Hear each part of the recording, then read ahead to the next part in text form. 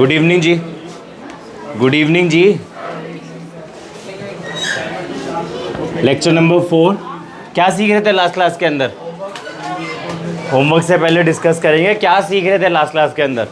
Formal charge calculate करना सीख रहे थे और एक होमवर्क दिया था मैंने आप लोगों को, तो कर लेते हैं होमवर्क स्टार्ट। CO3 2- दिया था ना आपको? क्या बोला गया था कि CO3 2- के अंदर जितने भी ऑक्सीजन होते हैं सबका आपने फॉर्मल चार्ज कैलकुलेट करना है। मैंने पहले भी आप लोगों को बताया था फॉर्मल चार्ज कैलकुलेट करने से पहले आप लोगों को मॉलिक्यूल का लुईस स्ट्रक्चर लिखना आना चाहिए। अगर आप मॉलिक्यूल का लुईस स्ट्रक्चर नहीं लिख पा रहे हैं तो आप फॉर्मल चार्ज भी कैलकुलेट नहीं कर पाएंगे। तो पहले लुईस स्ट्रक्चर्स लिखते हैं। ऑक्सीजन 1 2 3 4 5 6, फिर ऑक्सीजन 1 2 3 4 5 6 और फिर ऑक्सीजन 1 2 3 4। यही था? अरे यही था, अरे लुईस स्ट्रक्चर यही था। इसको 1 कर लेते हैं, इसको 2, इसको 3। फॉर्मल चार्ज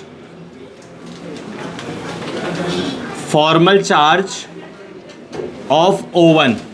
तो क्या तरीका बताया था? सबसे पहले आप वैलेंस इलेक्ट्रॉन्स लोगे 6 माइनस ऑक्सीजन के वैलेंस इलेक्ट्रॉन तो 6 ही होते हैं, minus number of lone pair. O1 के लोन पेयर कितने हैं? लोन पेयर ऑफ इलेक्ट्रॉन्स कितने हैं? 6 है। 3 लोन पेयर है ना, तो 6 हो गए इलेक्ट्रॉन 6। देन माइनस हाफ, कितने बॉन्ड बना रहा है ये? एक बॉन्ड, तो कितने इलेक्ट्रॉन हो जाएंगे? 2। तो मल्टीप्लाई बाय 2 कितना आ रहा है? -1 आ रहा है। 6 और -6 तो 0 हो गया, उधर से -1 आ गया। इसका मतलब आपने होमवर्क नहीं करा है। सर मैं एक चीज़ पूछना है, वो सेंट्रल एटम को कोई चार्ज नहीं? सेंट्रल एटम को कैलकुलेट ही नहीं कर रहे हम। मतलब चार्ज होता है। अभी आप देखना, अभी आप देखते जाओ, इधर फिलहाल 0 होगा इस पर, अभी आप देखते जाओ जरा। Formal charge of O2 is equal to, वही फॉर्मूला है 6। O2 कितने लोन पेयर है बताओ? 3 लोन पेयर है, 6 नहीं है। 3 लोन पेयर है, 6 इलेक्ट्रॉन हो गए, माइनस हाफ एक बॉन्ड है और एक बॉन्ड के 2 इलेक्ट्रॉन आ जाएंगे। सॉल्व करेंगे तो -1 ही आ गया। फॉर्मल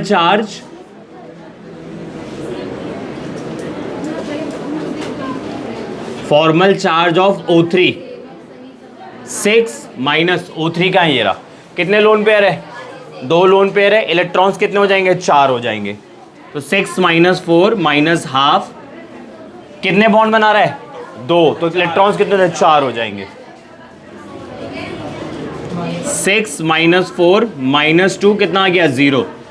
तो अगर आप इंडिविजुअल ऑक्सीजन का चार्ज कैलकुलेट करने लगोगे तो इधर आएगा -1, इधर आएगा -1, इधर आएगा 0। तो आप ये देखो, कार्बन पर -4, एक मिनट रुक जाओ देख दो। कार्बन पर -4, 0 नहीं आएगा, sorry he is right. Carbon पे -4 क्योंकि आप नहीं यार गड़बड़ है। आप इधर देखो, मेरी बात को समझो, इधर समझो। -1 इधर रिफ्लेक्ट कर रहा है -2। भाई हर एक एटम का चार्ज रिफ्लेक्ट करना चाहिए ना ओवरऑल चार्ज के। तो कैलकुलेट करके देख लो आप, लोन पेयर तो है ही नहीं यहां पर। ऐसे ही आपके लिए करके देख लेते। 4 माइनस लोन पेयर तो 0 है, माइनस हाफ 1 2 3 4 4 2 ज़ा 8। देखो 0 आ रहा है, मैं कह रहा था ना 0 आएगा। He is not right. अरे आप मेरा पॉइंट नहीं समझे। मेरा पॉइंट ये है कि CO3 2- पे इस वाले ऑक्सीजन में -1 आ गया, इस वाले ऑक्सीजन में -1 आ गया। -1 -2 यहाँ रिफ्लेक्ट कर रहा है ना, इसका चार्ज आ गया 0। तो इसका चार्ज क्या होगा? इसका भी 0 निकाल दिया मैंने। तभी भाई फॉर्मल चार्ज के अंदर, मतलब इस वाले कॉन्सेप्ट के अंदर हर एक एटम का चार्ज ओवरऑल चार्ज के बराबर होना चाहिए। मैं ये कॉन्सेप्ट समझाने की कोशिश कर रहा हूँ। हाँ देखो ना, -1 -2 के बराबर आ रहा है ना। ठीक है भाई, मैंने आपको क्या बताया था, मुझे लग नहीं रहा आपको समझ आ रहा है। CO3 पर 2- चार्ज है, CO3 पे 2- चार्ज है। तो मैं ये समझने की कोशिश कर रहा हूँ कि CO3 के अंदर कौन से ऑक्सीजन एटम पे या किस कार्बन एटम पे क्या चार्ज है। तो वही तो फॉर्मल चार्ज है। सर अगर यहाँ पे -2 नहीं आता तो यहाँ पे 0 होता है क्या सर? यार आप एजम्पशन पे बात मत किया करो, क्वेश्चन रखा करो इन पर। ठीक है जी, ये पॉइंट क्लियर हो गया, आगे बढ़ते हैं। Calculate the formal charge, calculate the formal charge on sulphur in HSO4 minus, sulphur in HSO4 minus. तो पहले आपको इसका स्ट्रक्चर पता होना चाहिए ना।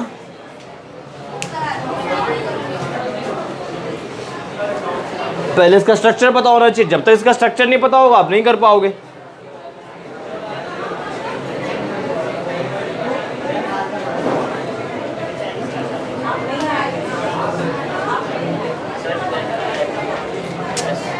सुनो, अगर सिर्फ रफ में बता रहा हूं, ये आपका HSO4 है, HSO4 माइनस। अगर आप इसमें से H प्लस बाहर निकाल दो, इसमें से आप H प्लस बाहर निकाल दो, H प्लस बाहर निकाल रहा हूं, तो क्या आ जाएगा? SO4 2 minus. ये समझ आया?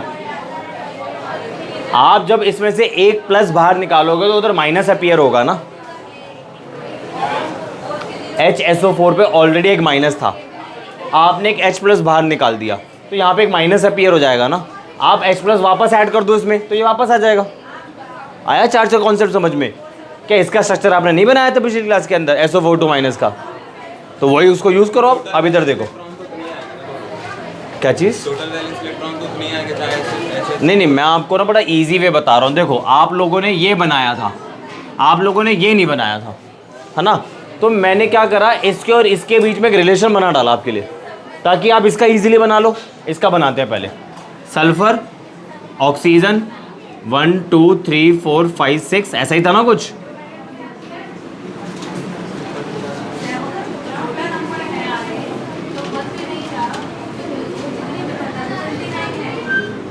बोलो यही था?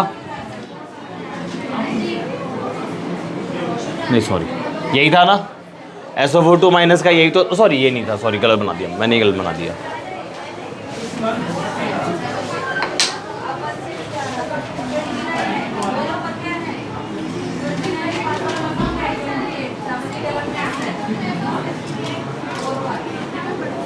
सारे सिंगल बॉन्ड थे,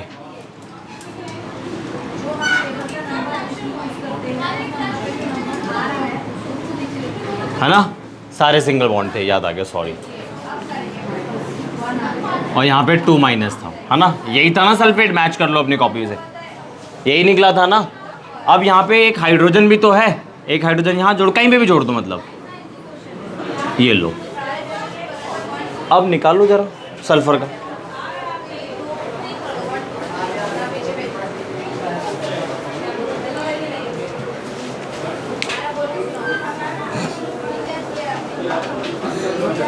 हाँ, calculate the charge of sulphur.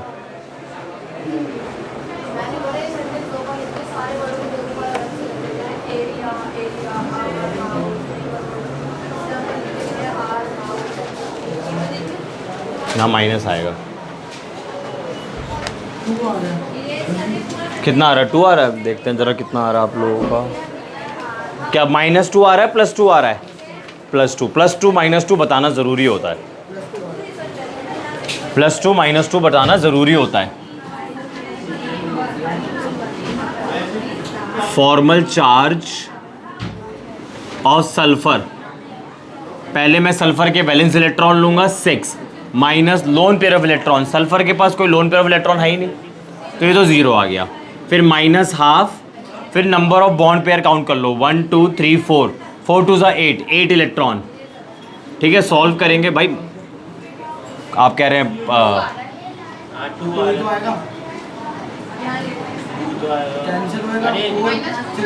Minus नहीं आ रहा। अच्छा हाँ, सॉरी सॉरी सॉरी, मेरी मैथमेटिक्स खराब हो गई, सॉरी। लो देख लो, अब मिस्टेक तो पता लग गई होगी। अरे इधर देख लो ना, कोई बात नहीं, आ गया होगा। देखो पहला टास्क तो यही होता है, आपको स्ट्रक्चर ड्रॉ करना आ जाना चाहिए। जब तक स्ट्रक्चर नहीं ड्रॉ कर पाओगे आंसर नहीं निकल पाएगा। पहली परेशानी तो यही होती है। तो इसी के लिए तो हम लोगों ने लुईस स्ट्रक्चर सीखा था। लिखो एक और question, calculate the formal charge on chlorine on chlorine in HClO4. HClO4. Calculate the formal charge on chlorine in HClO4. ये रहा क्वेश्चन है जी. Calculate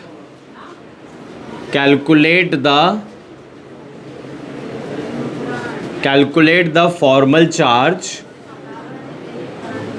of on chlorine in HClO4.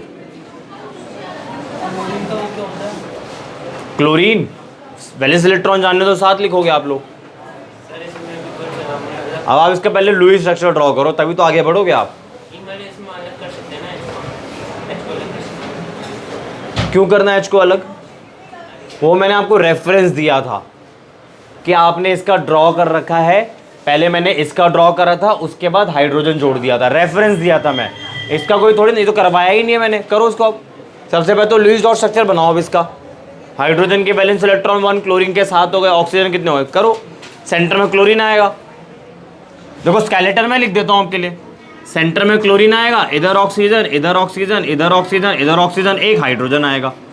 Skeleton लिख दिया मैंने आपके आगे. भाई hydrogen always occupied terminal position पढ़ा था ना. Hydrogen always occupied terminal position ये हम लोगों ने पढ़ा था. तो 4 ऑक्सीजन बचे, क्लोरीन बचा. क्लोरीन और ऑक्सीजन के अंदर लेस इलेक्ट्रोनेगेटिव एलिमेंट क्लोरीन है, तो क्लोरीन सेंटर में चला जाएगा. आपने निकाल भी लिया. कितना आ रहा है कुछ बताना. नहीं गलत है. पहले आप लुईस स्ट्रक्चर ड्रॉ कर लो, उसके बाद इसकी कहानी बनेगी आगे की. हाँ पहले लुईस स्ट्रक्चर तो ड्रॉ करो. ड्रॉ कर लिया? दिखाना. अब करो, आगे करो, हो जाएगा. करो. लुईस स्ट्रक्चर तो बड़ी जल्दी ड्रॉ कर लिया आप लोगों ने. अच्छा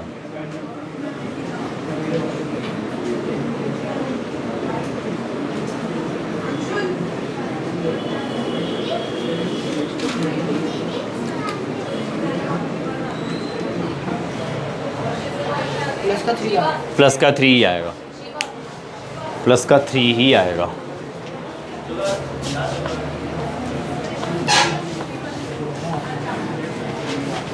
प्लस का 3 ही आएगा. फॉर्मल चार्ज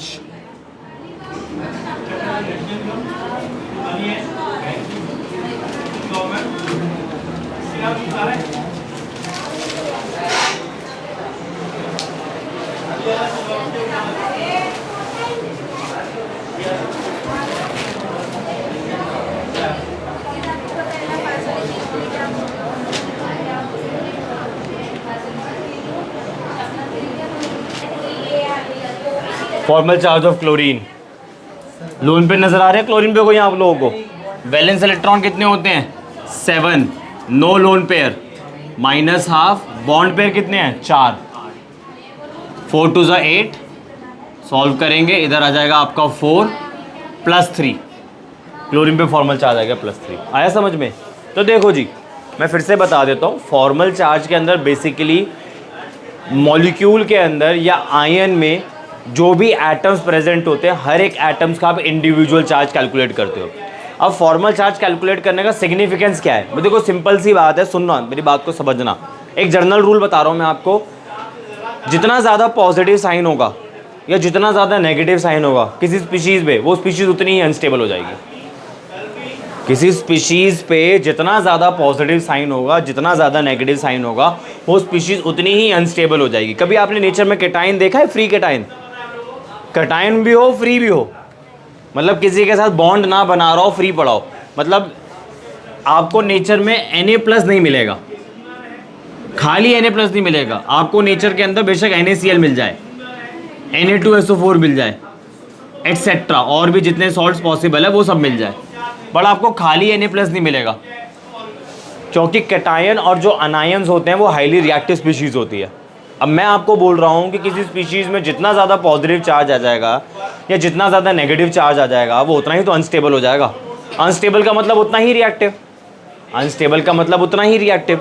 भाई आपकी लाइफ में उथल पुथल हो जाए तो आप अनस्टेबल हो जाओगे ना, क्या चाहोगे वापस स्टेबलाइज हो, तो उसके लिए हाथ पैर मारोगे ना, पूरी कोशिश करोगे ना, जिस भी टाइप के आप चैलेंजेस फेस कर रहे हो।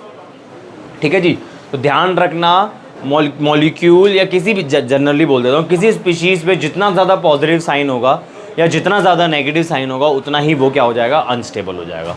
ठीक है जी। और जितना कम चार्ज होगा इधर पॉजिटिव और नेगेटिव उतना ही स्टेबल हो जाता है। तो ये इसका सिग्निफिकेंस होता है। फॉर्मल चार्ज जितना कम होगा उतना स्टेबल, फॉर्मल चार्ज जितना ज़्यादा होगा उतना अनस्टेबल। लिख लो इसके अंदर, पहले लिखो significance of formal charge, significance of formal charge.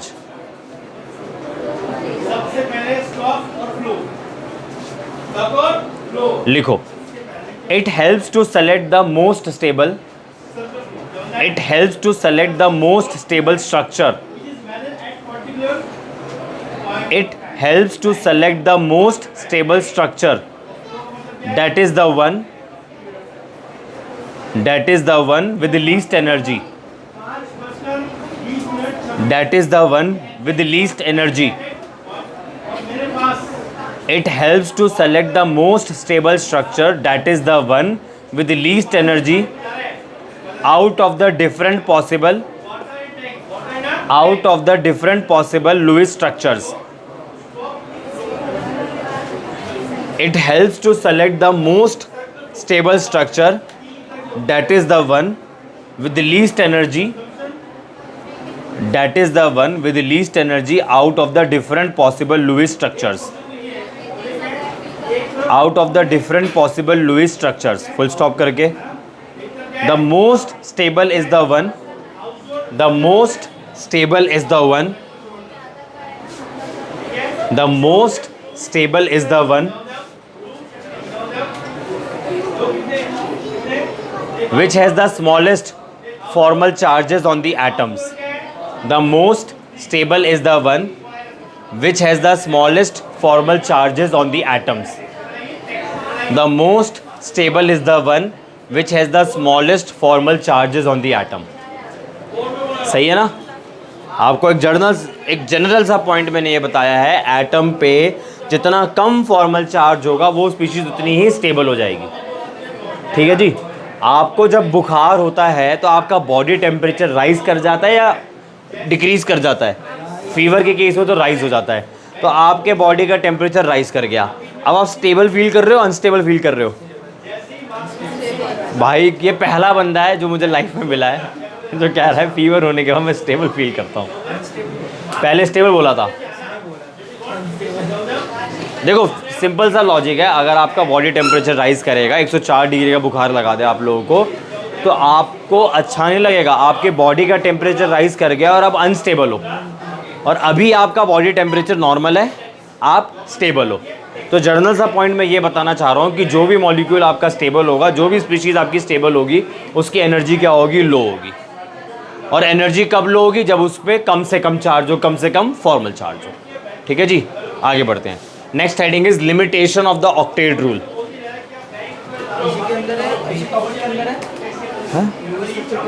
नहीं, अलग टॉपिक है मेरे भाई, अलग टॉपिक है। Limitation of the octet rule के बाद नई थ्योरी का आगमन होगा, valence shell electron pair repulsion theory. भाई आपने 2 या 4 क्लासेस के अंदर यही तो जाना है कि एक एटम दूसरे एटम के साथ बॉन्ड क्यों बनाता है? To complete its octet. यही तो बनाया था। In certain cases duplet. Octet का मतलब क्या होता है? आखिरी शेल में कितने इलेक्ट्रॉन आने चाहिए? 8 इलेक्ट्रॉन आने चाहिए।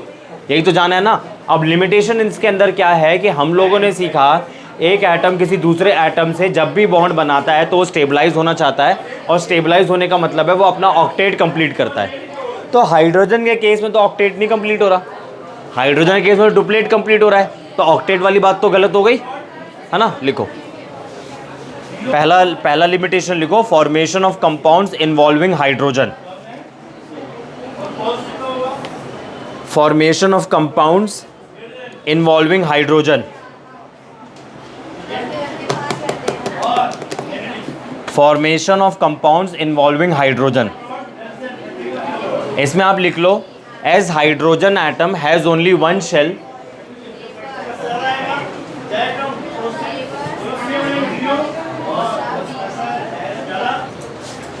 हाँ जी, limitations of the octet rule discuss कर रहे थे। Number 1 point is formation of compounds involving hydrogen. इसमें आप लिख लो as hydrogen atom has only one shell, as hydrogen atom has only one shell containing one electron, containing one electron, comma, it needs one more electron, it needs one more electron, it needs one more electron to complete its shell, it needs one more electron to complete its shell, that is to acquire the nearest, that is to acquire the nearest noble gas configuration, that is to acquire the nearest noble gas configuration of helium, that is to acquire the nearest noble gas configuration of helium. Hence hydrogen needs to complete its duplet, hence hydrogen needs to complete its duplet and not octet. ठीक है जी, ये पहला ही reason है। हमने इतनी बार पढ़ा कि एक एटम किसी दूसरे एटम से बॉन्ड क्यों बनाता है, ताकि वो अपना ऑक्टेट कंप्लीट कर ले। एक एटम किसी दूसरे एटम के साथ बॉन्ड क्यों बनाता है, ताकि वो अपना ऑक्टेट कंप्लीट कर ले। बट हाइड्रोजन के केस में ऑक्टेट आप कर ही नहीं सकते, क्योंकि हाइड्रोजन के अंदर एक ही इलेक्ट्रॉन है, वो पहली शेल के अंदर ही है, और पहली शेल की मैक्सिमम कैपेसिटी 2 की ही है। ठीक है जी, अगला लिखो second limitation, formation of compounds like BeCl2,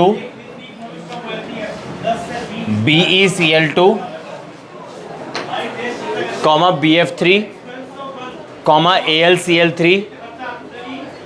BeCl2, BF3, AlCl3 etc. Formation of compounds like BeCl2, BF3, AlCl3 etc. देखो जरा एक बार इधर, बेरिलियम के लास्ट शेल में कितने इलेक्ट्रॉन होते हैं? बेरिलियम का एटॉमिक नंबर कितना होता है? 4। लास्ट शेल में कितने इलेक्ट्रॉन होते हैं? 2। एक यहाँ रख देते हैं, एक यहाँ रख देते हैं। BeCl2 है ना पहला एग्जाम्पल, तो क्लोरीन, ठीक है ना। क्लोरीन का ऑक्टेट कंप्लीट हो चुका है, 1 2 3 4 5 6, बाकी 7 8। इधर भी क्लोरीन का ऑक्टेट कंप्लीट हो चुका है, 1 2 3 4 5 6 7 8। बट बेरिलियम का देखो जरा एक बारी। अरे तो मैडम एक बेरिलियम का भी तो आया। ठीक है जी, जरा एक बारी बेरिलियम का चेक करना ऑक्टेट, क्या 8 इलेक्ट्रॉन है? तो ये बोल कैसे रहा है? हाँ ऐसे, हाँ ऐसे हाँ कर रहा है। नहीं सर नहीं, हाँ जी भी सच्ची मैं समझ नहीं पाया इसका आंसर। ऐसे किया ही है सर नहीं। इतना मुश्किल है मेरे लिए करना, ये तुम कर लेते हो। The power of 250 ml, the power of 250 ml। मैंने 250 ml बोला है। बोरोन के वैलेंस इलेक्ट्रॉन्स कितने होते हैं? बोरोन के वैलेंस इलेक्ट्रॉन 2 होते हैं, 1 2 3। फ्लोरीन 1 1 1, एक फ्लोरीन यहाँ पर, एक फ्लोरीन यहाँ पे, एक फ्लोरीन यहाँ पे। जरा बताना बोरोन का ऑक्टेट कंप्लीट हुआ? नहीं हुआ ना। एक और एग्जांपल देखते हैं, ये बोरोन का ऑक्टेट यहाँ पे भी कंप्लीट नहीं हुआ। एक और एग्जांपल देखते हैं, AlCl3, एल्यूमिनियम। जी बोलिए। डबल बॉन्ड भी तो लगा सकते हैं, लगा लो, लगा लो, तो कंप्लीट नहीं हो जाएगा। तो लगाओ ना, मैं मना कर रहा हूँ। डबल बॉन्ड डालने के बेरिलियम के वो कप है, 2 इलेक्ट्रॉन और 2 से रिलोकेट हो गया ना, एक Cl का एक। बोरोन और एल्यूमिनियम तो एक ही ग्रुप के हैं। क्या ऑक्टेट कंप्लीट हो रखा है बेरिलियम का? क्या बेरिलियम का ऑक्टेट कंप्लीट है? क्या बोरोन का ऑक्टेट कंप्लीट है? क्या एल्यूमिनियम का ऑक्टेट कंप्लीट है? तो ऑक्टेट रूल को वॉयलेट कर रहा है, पहला पॉइंट कर रहा है ना। अब सुनो, ये ऐसे कंपाउंड्स होते हैं जिनका ऑक्टेट क्या होता है? इनकम्प्लीट होता है, और ऑक्टेट इनकम्प्लीट होने की वजह से ये इलेक्ट्रॉन लेना प्रेफर करते हैं, क्योंकि ताकि इनका ऑक्टेट कंप्लीट हो जाए। भाई आप इधर देखो ना, इस कंपाउंड को देखो आप, BF3। बोरोन के पास कितने इलेक्ट्रॉन है? 6। होने कितने चाहिए थे? 8, यानी कि इसको इलेक्ट्रॉन की कमी है। तो ये क्या चाहेगा? इलेक्ट्रॉन लेना चाहेगा ताकि बोरोन का ऑक्टेट कंप्लीट हो जाए। ऐसे कंपाउंड्स जो इलेक्ट्रॉन लेना पसंद करते हैं और जिनका ऑक्टेट इनकम्प्लीट होता है उन्हें हम बोलते हैं इलेक्ट्रॉन डेफिशिएंट कंपाउंड। ठीक है जी, ये आपका इलेक्ट्रॉन डेफिशिएंट कंपाउंड है।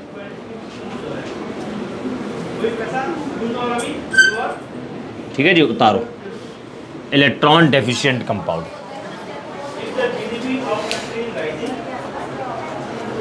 और इधर ऑक्टेट रूल भी आपका वॉयलेट हो रखा है।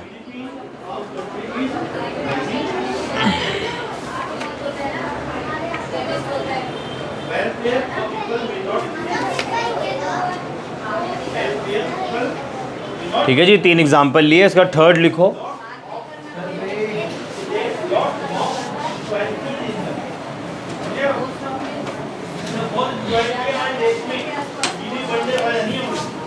थर्ड लिमिटेशन है फॉर्मेशन ऑफ, आप इसे कॉपी करो, तब तक बोर्ड पे लिख देता हूं मैं। Formation of PCl5 comma SF6 IF7 SF6 IF7 H2SO4 etcetera, H2SO4 etcetera.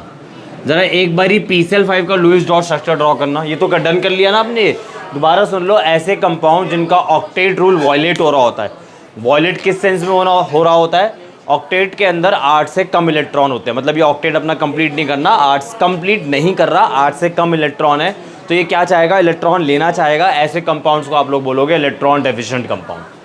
ठीक है जी, चलो PCl5 का करके दिखाना लुईस डॉट स्ट्रक्चर।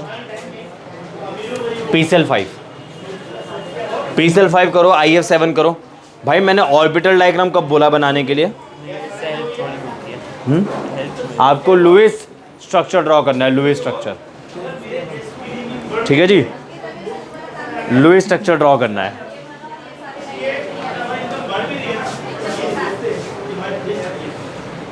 PCl5 का लुईस स्ट्रक्चर ड्रॉ करो, पेन चलाओ। अच्छा, ये नहीं पता फॉस्फोरस में कितने इलेक्ट्रॉन होते हैं। Very good. फॉस्फोरस कौन से ग्रुप का एलिमेंट है? ग्रुप 15।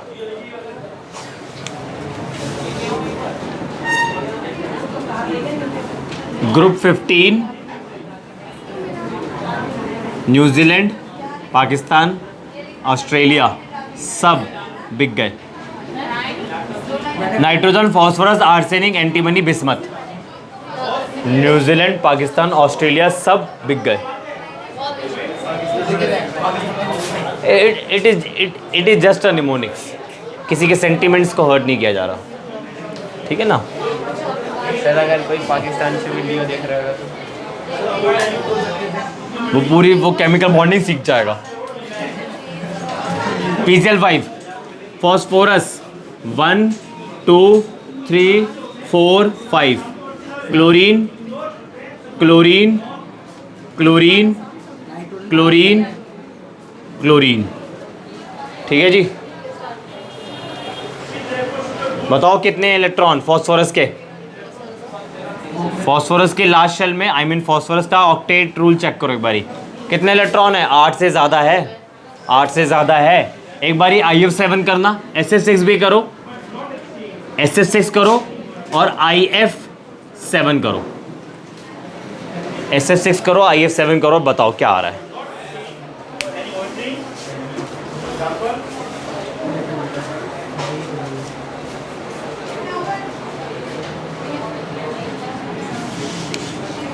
सल्फर, कितने इलेक्ट्रॉन होते हैं सल्फर की शेल के अंदर? 6। Fluorine fluorine fluorine fluorine fluorine fluorine, एक फ्लोरीन यहाँ, एक इधर, एक इधर, एक इधर। स्ट्रक्चर नहीं ड्रॉ करा मैंने, बस मैंने इलेक्ट्रॉन्स को कंप्लीट कर लिया। इसको और अच्छे से लिखना है तो लिख लो। चलो,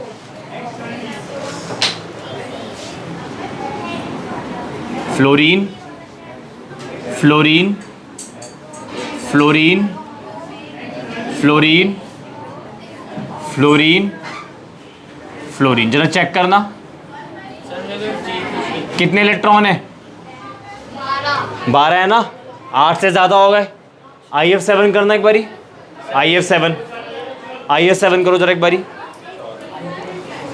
आयोडीन 7 इलेक्ट्रॉन होते हैं, 1 2 3 4 5 6 7, थोड़ा अच्छे से लिख देते हैं, ठीक है। फ्लोरीन एक बॉन्ड पेयर, दूसरा बॉन्ड पेयर, तीसरा बॉन्ड पेयर, चौथा बॉन्ड पेयर, पांचवा बॉन्ड पेयर, छठा बॉन्ड पेयर, सातवां बॉन्ड पेयर। तो अगर आप आयोडीन के इलेक्ट्रॉन्स को चेक करोगे 14 आ रहे हैं, तो इधर भी तो ऑक्टेट रूल वॉयलेट हो रहा है, बट अब की बार 8 से ज़्यादा इलेक्ट्रॉन आ रहे हैं। ऐसे कंपाउंड जिसके अंदर 8 से ज़्यादा इलेक्ट्रॉन्स होते हैं सेंट्रल एटम के पास, सेंट्रल एटम का जो चेक करा है, इन्हें हम बोलते हैं हाइपरवैलेंट कंपाउंड, हाइपरवैलेंट कंपाउंड। लिखो,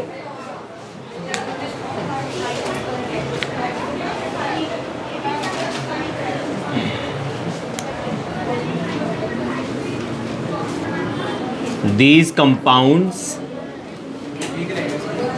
हाँ बोलो, वो नहीं बनाया मैंने, आप बना लो, सीखो आप लोगों ने। these compounds are called hypervalent compound।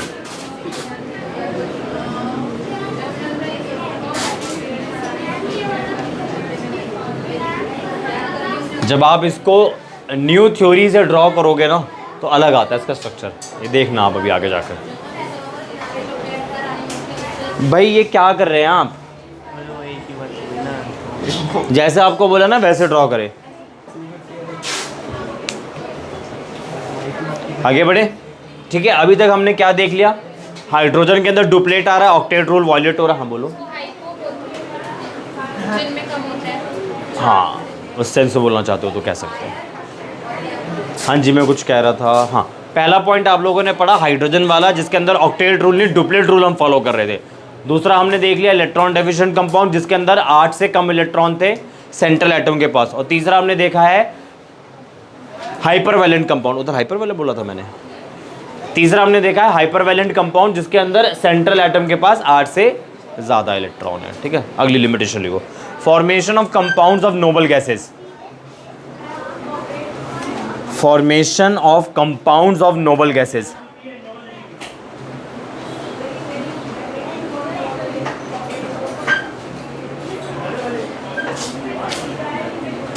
भाई नोबल गैसेस के लिए आप लोगों ने क्या पढ़ा था? नोबल गैसेस तो ऑक्टेट तो पहले से ही कंप्लीट है ना। एक एटम किसी दूसरे एटम के साथ बॉन्ड क्यों बनाता है? To complete its octet, to get stabilize, to attain stability. तो नोबल गैसेस का ऑक्टेट तो पहले से कंप्लीट है ना। तो इस हिसाब से तो नोबल गैसेस को कोई कंपाउंड बनाना ही नहीं चाहिए, बट मैं कह रहा हूँ नोबल गैसेस के कुछ एलिमेंट कंपाउंड बनाते हैं। तो इधर भी तो गड़बड़ हो रही है। लिखो, ज़बरदस्ती नहीं बनाते। लिखो, formation of compounds of noble gases. इसमें लिखो आप noble gases which have already complete octets. Noble gases which have already complete octets और डुप्लेट्स in case of helium। noble gases which have already complete octets or duplets in case of helium should not form compounds, should not form compounds। however noble gases which have already complete octets or duplets in case of helium should not form compounds। full stop करके, however their compounds like xenon F2, like xenon F2, xenon F4, xenon F6, krypton etcetera, ये देखो ये बन रहे हैं, है ना। इसका रीज़न मैंने आपको बताया भी था एक बारी। जो फ्लोरीन होता है वो आपका बड़ा अच्छा ऑक्सीडाइजिंग एजेंट होता है। अच्छे अच्छे को ऑक्सीडाइज कर देता है, तो जिनॉन अच्छे अच्छों में ही आता है। तो जिनॉन से इलेक्ट्रॉन निकाल लिया फ्लोरीन ने, तभी तो बॉन्ड बना। Fluorine is oxidizing agent, F minus, fluorine is oxidizing agent. क्या करेगा, इलेक्ट्रॉन गेन कर लेगा, तुरंत F माइनस बना लेगा, जिनॉन से इलेक्ट्रॉन बाहर निकालेगा। अभी देखो जिनॉन अच्छे अच्छों में आता था, जिनॉन का ऑक्टेट पहले से कंप्लीट था, स्टेबल था। ठीक है जी, 4 लिमिटेशंस हो गई।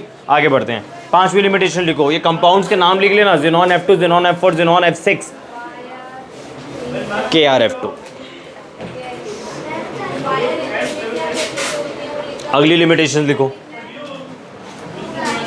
Odd electron bonds. ऑड ऐसे बॉन्ड्स मिलेंगे आपको जिसमें 3 इलेक्ट्रॉन होंगे। एक बॉन्ड कितने इलेक्ट्रॉन से बनता है, 2 से ना। आप देखो ऑड इलेक्ट्रॉन स्पीशीज में आपके सामने लिखता हूं।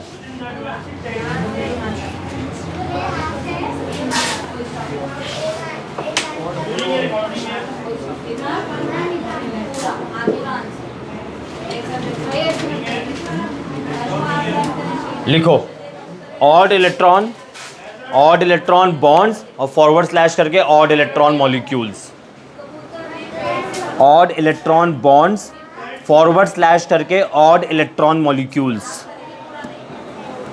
इसमें लिख लो, there are some molecules and ions, there are some molecules and ions in which there are some molecules and ions in which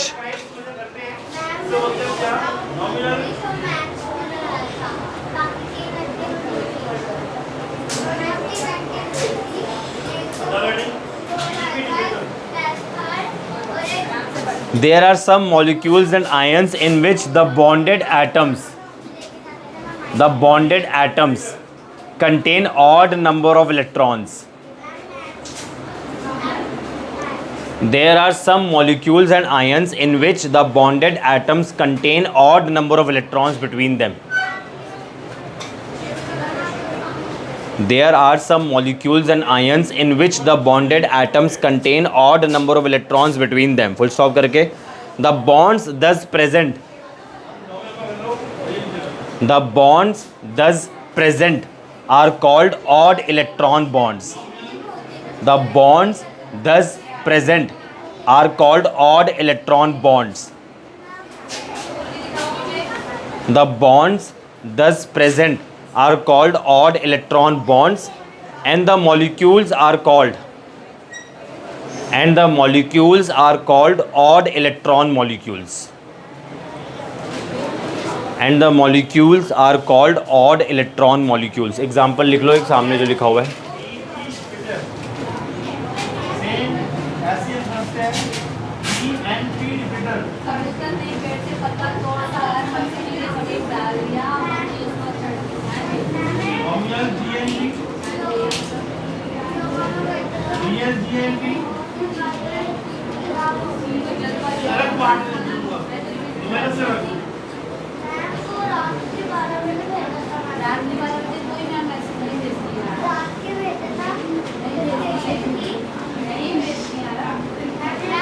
कर लो कॉपी।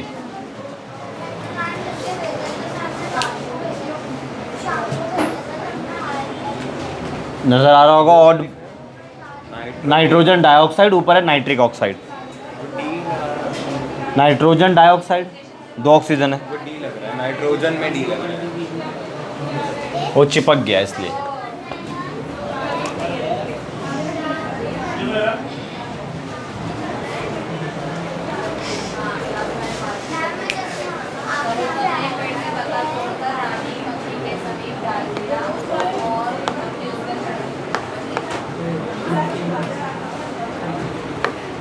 मोलैरिटी कैलकुलेट करना।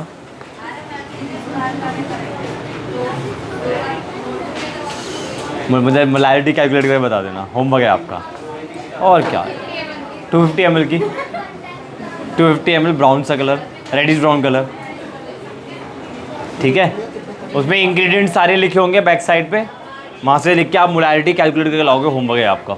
चलो आगे बढ़ते हैं, लिखो limitations of Lewis Langmuir concept. Octet rule का limitation हमने देख लिया है, आगे चलते हैं। Limitations of Lewis Langmuir concept of a covalent bond. अब कोवेलेंट बॉन्ड की लिमिटेशन देखेंगे। Limitations of Lewis Langmuir concept. Langmuir की स्पेलिंग आती है ना?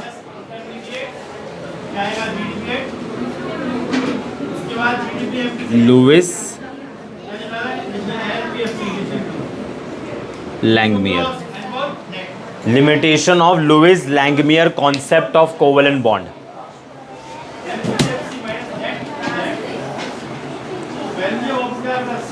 Limitations of Lewis Langmuir concept of covalent bond. पहली लिमिटेशन लिखो।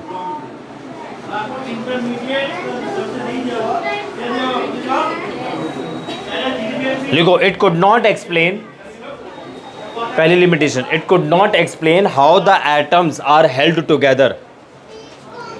It could not explain how the atoms are held together in the molecule. It could not explain how the atoms are held together.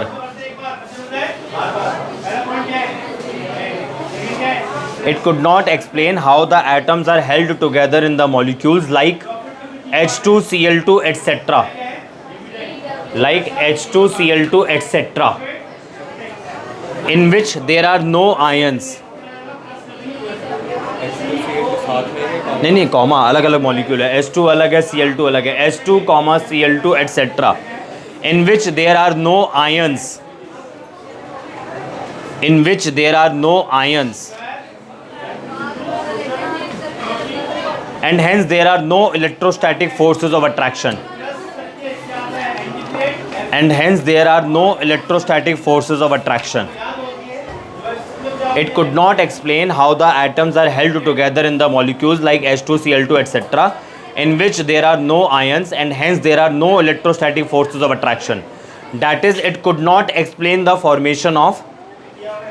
That is, it could not explain the formation of. That is, it could not explain the formation of covalent bond. पहले लिख लो, एक साथ समझा दूंगा।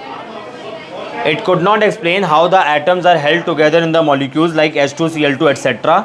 in which there are no ions and hence there are no electrostatic forces of attraction. That is, it could not explain the formation of a covalent bond. Second लिखो, it could not explain the shapes of. It could not explain the shapes of molecules containing. It could not explain the shapes of molecules containing covalent bonds. It could not explain the shapes of molecules containing covalent bonds. दो limitation हो गई। It could not explain the shapes. It could not explain the shapes of molecules containing covalent bonds. दो limitation हो गई। तीसरी लिखो, It could not explain the release of energy. तीसरी limitation, It could not explain the release of energy. It could not explain the release of energy during the formation of a covalent bond. It could not it could not explain the release of energy during the formation of a covalent bond. लिख ली तीनों limitation? तीनों limitation लिखी? It could not explain the release of energy during the formation of covalent bond. लिखी? सुनो अब भाई, आयनी bond आपको याद है? Electrostatic bond, sorry electrovalent bond या आयनी बॉन्ड याद है? क्या लिखवाया था मैंने आपको? The force of attraction between cation and anion. और जाहिर सी बात है, unlike charges attract each other, like charges repel each other. जाहिर सी बात है ना? अगर कहीं पे कैटायन होगा तो वो अनाइन को अट्रैक्ट कर लेगा। मतलब यहाँ पे अच्छा पॉइंट मुझे समझ में आता है कि ठीक है भाई, कैटायन है अनाइन है, दोनों अट्रैक्ट करेंगे। और इस अट्रैक्शन को मैंने आयनी बॉन्ड बोल दिया। क्या कोवेलेंट बॉन्ड में कोई आयन था? नहीं था ना। फिर वो दो अट्रैक्ट क्यों कर रहे हैं? दो एटम्स आपस में क्यों बाइंड कर रहे हैं? हाइड्रोजन हाइड्रोजन से क्यों बाइंड कर रहा है जब H2 मॉलिक्यूल के अंदर कोई आयंस ही नहीं है? अरे भाई, H2 के अंदर ऐसे फेसेस बना रहे हो यूं करके, हाइड्रोजन हाइड्रोजन कंबाइन कर रहा है ना। कोई है? बोलिए कुछ बोलिए। तो मैं ये कह रहा हूँ कि यहाँ पे कोई आयंस मुझे नज़र नहीं आ रहे, तो ये हाइड्रोजन दूसरे हाइड्रोजन एटम के साथ बॉन्ड क्यों बना रहा है? उस लुईस से पूछा गया, लुईस लैंगमियर से पूछा गया तो नहीं बता पाए वो। उन्होंने बोला हाँ जी बॉन्ड बनता है।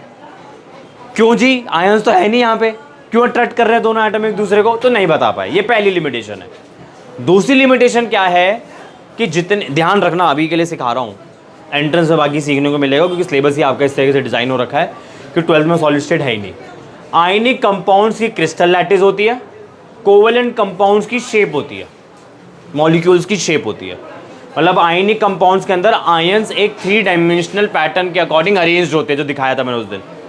कोवेलेंट कंपाउंड्स, कोवेलेंट मॉलिक्यूल्स की प्रॉपर शेप होती है। तो जब पूछा गया कि भाई कोवेलेंट कंपाउंड्स, कोवेलेंट मॉलिक्यूल्स की शेप है, अलग अलग मॉलिक्यूल्स की अलग अलग शेप है, तो बता क्यों है, वो नहीं बता पाया। फिर से 2 लिमिटेशन हो गई। तीसरी लिमिटेशन याद है आप लोगों को सिखाया था, जब 1 मोल का आयनिक कंपाउंड, सॉरी 1 मोल का आयनिक बॉन्ड बनता है तो जो एनर्जी रिलीज होती है उसे क्या बोलते हैं?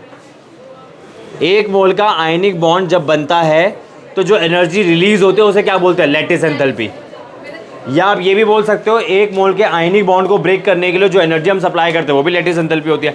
इन अ सिमिलर वे जब 1 मोल का कोवेलेंट बॉन्ड बनता है तो जो एनर्जी रिलीज होती है उसे हम बोलते हैं बॉन्ड एंथैल्पी।